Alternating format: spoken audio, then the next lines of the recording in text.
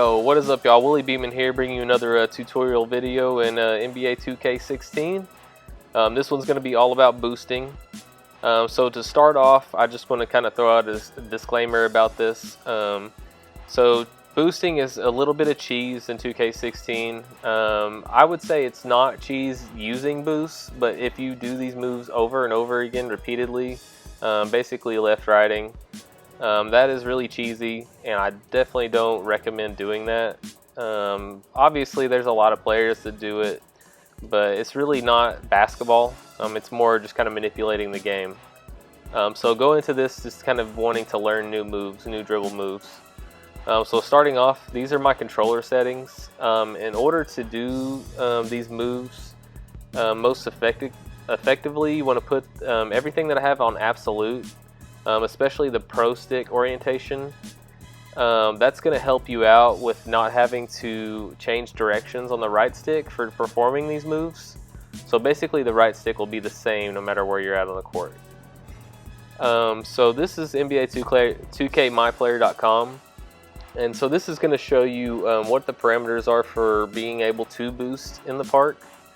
So a 6'3" point guard and a 6'2" shooting guard are going to have your minimum attributes for speed and acceleration, which is an 85. The actual minimum to be able to boost in the park is 90, but you can achieve that through boosting your attributes with VC. So if you have VC, or if you plan on spending VC on your MyPlayer in the future, you could just run with this. But if you want to do one without boosting, you're going to need to make them much smaller. And as I show you there, the small forward, you actually can't achieve the minimum attributes at all. So a 5'10" point guard and 5'11" shooting guard, they're going to have the minimum attribute levels without having to boost your attributes. So then you wouldn't have to spend VC to actually be able to boost in the park.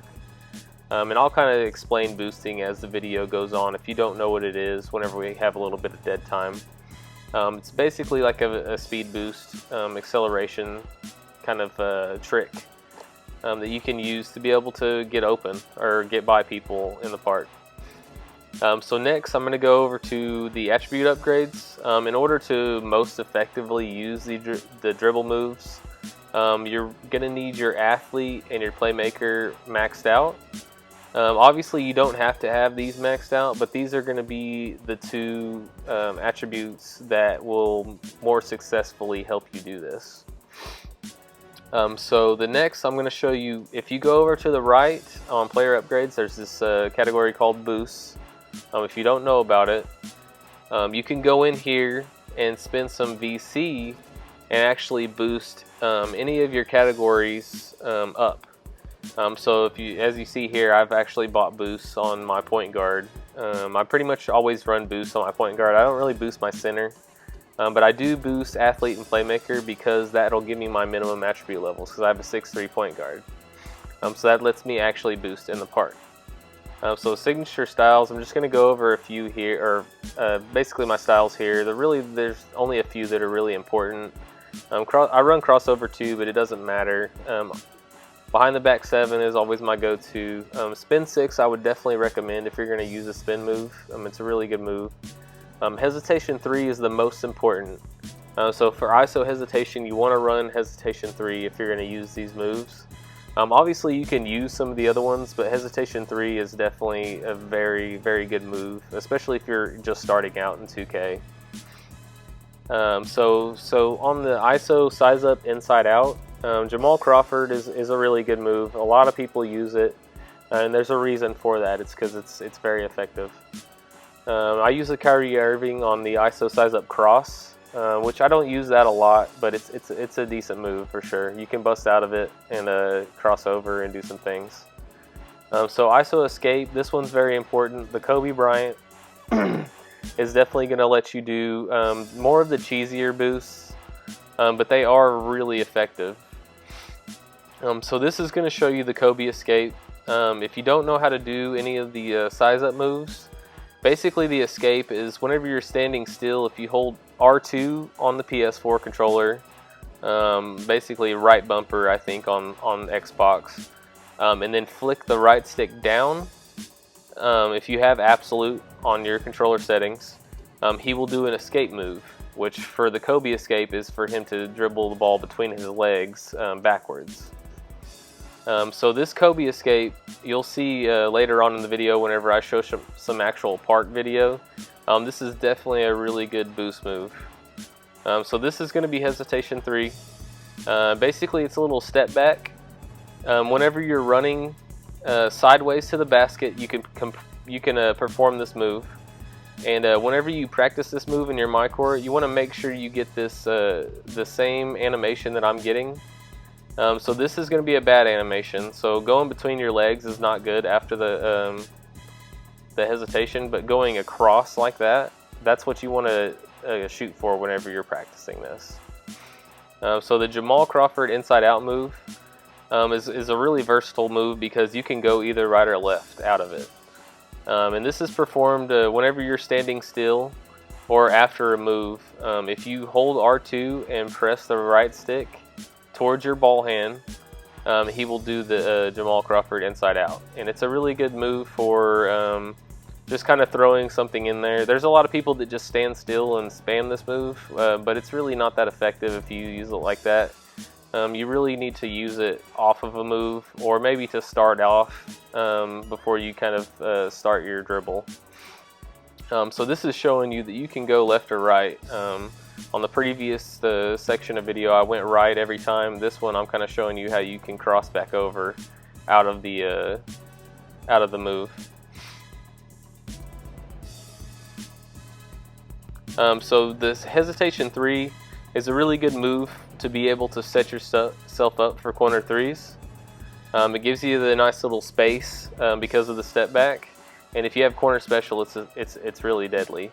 Although in 2K16, if you pay attention, this step back right here, I would have stepped out of bounds. 2K16 doesn't have a barrier on the baseline, so you got to be real careful whenever you use this move. After you use these moves and you practice them, I would definitely practice combining moves together. As you see there, I'm using the step back, which I haven't really explained in this video very much. But you really want to kind of get the moves down one at a time. It's kind of like learning how to play guitar. So if you learn how to play guitar, whenever you first learn, you're basically going to learn how to play just like 1 or 2 chords. So it's the same in 2K. You want to learn like 1 or 2 moves, or maybe one move combination into another move, and just kind of keep learning like that. And then after you learn the different sections of moves, then kind of go in here and try to combine a few of them together, just to kind of get familiar with doing these moves. Obviously, it's going to be a lot different whenever you play actual opponents as opposed to the MyCourt. But if you don't have all the moves mastered in your MyCourt, you're not going to be able to pull them off in the park. That's how it's going to work. So I definitely recommend coming in here, learning some moves, trying out different moves. Obviously, you can use other size ups or you can use other hesitations. This is just what I run with and what most people run with in the park. So here's a little gameplay. First, I'm going to show you how to boost off of the Kobe escape. So this guy right here is a little bit cheesy in the red shirt. So he's just going to do the Kobe escape, and he's going to go back and forth. He pretty much did this the whole game, and if you notice, he boosts off of the Kobe escape. So see how he speed boosts off to the side? That's what I'm talking about whenever I refer to boosting. And so you have to be careful with this boost because there's no barrier on that sideline. So if you boost towards the sideline and you're pretty close to it, you're going to boost right out of the way. And that's how effective it is right there. Okay, this is going to be the hesitation 3, which is just that step back that I was showing you. Obviously, it's really good at creating space, and a lot of people use it. So right here, you see how he steps back, and he's able to just cross that guy, and he's gone. I mean, he's not even close to him. And also, you can do the step back and then do a double crossover like he did there. Now, this is a really simple move. I didn't show it in my MyCourt. Basically, if you cross and hit R2 towards that direction at the same time, you actually speed boost off of the crossover. So it's a simple way to kind of left-right, or at least kind of get yourself open. Now these are a couple of my buddies that that kind of inspired me to do this video, because they use a lot of speed boost moves. They're a little bit cheesy, but they're really good at the game, so it's not like that's the only moves they do. I just kind of cut together a lot of them doing moves. I mean, this is like a 15 or 16 game win streak. I think I pulled all these clips from. And so whenever you're doing the moves, don't forget about the big man. This is Willie Beeman, and I'm out. Thanks.